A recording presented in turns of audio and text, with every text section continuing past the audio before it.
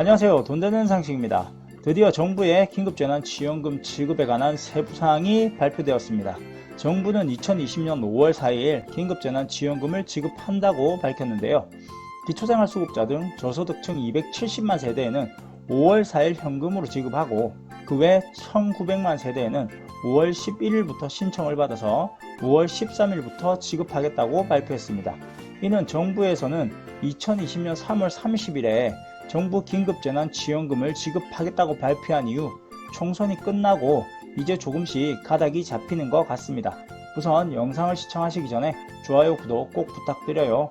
좋아요, 구독은 영상 제작에 힘이 됩니다. 오늘 보여드릴 영상은 꼭 끝까지 시청해 주시길 바랄게요. 정부는 총선 이전에 국민의 70%를 대상으로 10조 원 규모의 생계 지원 대책을 내놓았었는데요.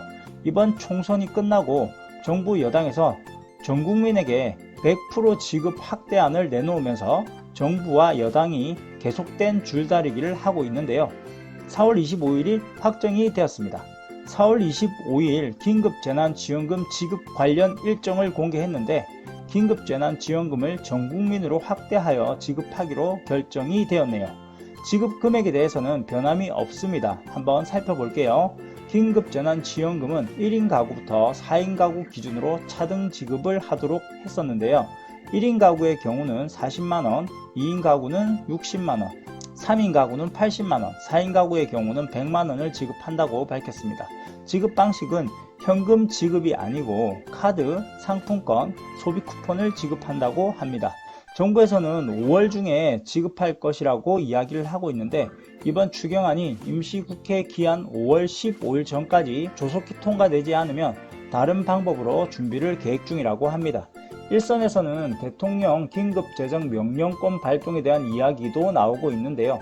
그럼 여기서 대통령 긴급재정명령권이 무엇인지 간단하게 설명드릴게요. 천재지변이나 중대한 재정 경제상의 위기로 긴급한 조치가 필요할 때 국회 승인 없이도 대통령이 재정 경제적으로 필요한 처분을 하거나 명령을 내릴 수 있는 권한입니다. 과연 그 전에 국회를 통과할지 아니면 긴급재정명령권이 발동될지 어떻게 진행될지 상황을 지켜봐야 할 것 같습니다.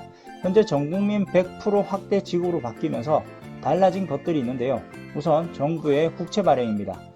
예산이 부족하다 보니 부족한 부분을 국채 발행을 할 수밖에 없는 상황인데 정부에서는 부족한 자금 3조 6천억 원을 국채 발행으로 대체하고 1조 원은 지방자치단체가 부담할 계획이었으나 지자체의 부담이 커지는 상황이다 보니 이번 정부에서는 4조 6천억 원을 전액 국채를 발행할 계획이라고 밝혔습니다.